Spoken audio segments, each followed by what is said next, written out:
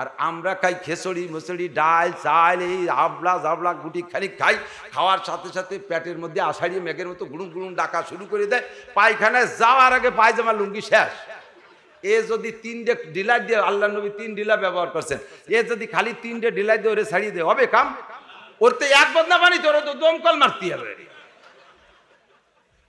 তাহলে এবার কয় যে আল্লাহ নবী বাথরুমে 1 বদনা পানি আর 3 ডিলার বেশি ব্যবহার করে নাই, তোমরা তার বেশি পারবা না। তাহলে যে লোকটা 2 রান বাইচে গেছে পাতলা পায়খানা, ও কি করবে? এবার তুমি বলতে বাধ্য যে না, ওই সীমা রেখা ও পর্যন্ত না। মূল কথা হলো শরীর পাক। মূল কথা কি? শরীর পাক, কাপড় পাক। এই শরীর আর কাপড় পাক রাখতে আমরা বাংলাদেশিদের আমাদের বেশিরভাগ শারীরিক অবস্থা এমন যে পেশাবের পরে 2-1 ফুট টপকানোর সম্ভাবনা থাকে 99%। এই জন্য পেশাবে ঢিলা ব্যবহার করিতে হইবে। সহিহ হাদিস আমার এই দিয়ে কথা কর না কেন? বুখারীতে যদি না থাকে তাহলে তুই কালকে লেহে নিয়ে যা, আমি কয়ে দিচ্ছি তুই লেহে নিয়ে যা, ঠিক কিনা? মাসআলা আমাকে যেখানে আমল করতে হবে, আহলে হক উলামায়ে কিরাম ইস্তেমবাদ করে ঘেটে ঘুটে খুঁজে কেটে সুন্দর করে। মহিলা নামাজ পড়ে, এই পুরুষ আর মহিলাদের ভিতরে আল্লাহ তাআলা সৃষ্টিগতভাবে পার্থক্য করছে না? ঠিক না? একই সাথে যমজ 2 ছেলে মেয়ে জন্ম নিয়েছে, মেয়েটা আগে হয়েছে ছেলেটা পরে হয়েছে, ছেলেটা একটু বডিতে চাপা হয়ে গেছে, পরেরটা একটু ছোট হয়, আগেরটা বড় হয়। দেখতে দেখতে দেখতে দেখতে 3-4 বছর হওয়ার পরে দুইটিতে একই মায়ের দুধ খেয়ে বড় হয়েছে। 3-4 বছর যখন বয়স হয় দেখবেন উভয়ের স্টার্টিং যার যার দিকে ঘোরা শুরু করে দিয়েছে। ছেলেদের স্টার্টিং ডান দিক, মেয়েদের স্টার্টিং বাম দিক।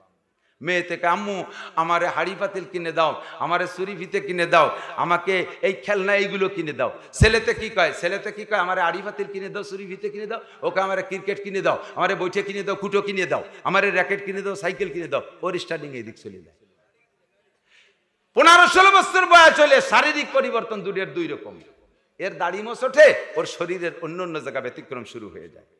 আল্লাহর কুদরত, সিস্টেম, পার্থক্য আল্লাহ তাআলা সৃষ্টিগতভাবে করছে। শরীয়তের বিধিবিধান আল্লাহ তাআলা পার্থক্য করে দিয়েছে। পুরুষের জন্য পর্দা ফরজ না নফল? কথা কয় না? পুরুষের জন্য পর্দা ফরজ কি না? পুরুষের জন্য পর্দা ফরজ না? আরে কোরআন শরীফে আয়াত, পর্দার আয়াতের ভিতরে আগে কইছে পুরুষের কথা, কুল্লিল মুমিনিনা ইয়াগুদ্দু মিন আবসারিহিম। আয়াতের একটু পরে যে কয় কুল্লিল মুমিনাতি ইয়াগুদ্দু মিন আবসারিহিন্না, আগে পুরুষরা পর্দা করো, পরে কইছে নারীরাও পর্দা করো। তাহলে পুরুষের উপরে পর্দা ফরজ না নফল?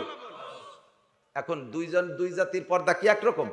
নারীদের পর্দা বোরকা ভর্তি হবে, যা পুরুষকেও যদি পর্দার কথা কইছে তাহলে সব পুরুষও বোরকা ভর্তি হবে? পুরুষের পর্দায় বোরকা নাই, নারীদের পর্দায় বোরকা আছে। পুরুষের নামাজ একরকম, নারীদের নামাজ আর একরকম।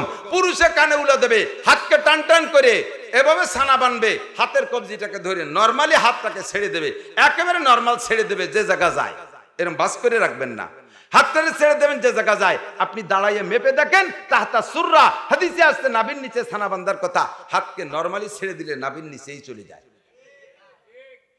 পুরুষের নাভির নিচে, মহিলাদের বুকের উপরে।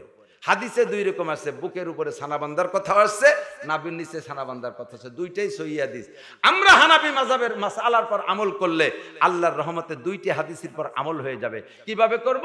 মহিলারা করবে বুকের পর, আমরা করব নাভির নিচে, তাহলে 2টা হাদিসের পর আমল হয়ে গেল। আর যদি সবাই বুকের উপরে ছানা বান্ধি, তো নবী যে নাভির নিচের ছানা বান্ধার কথা কইছে, এই হাদিসটা আমলের থেকে ছুটে গেল না?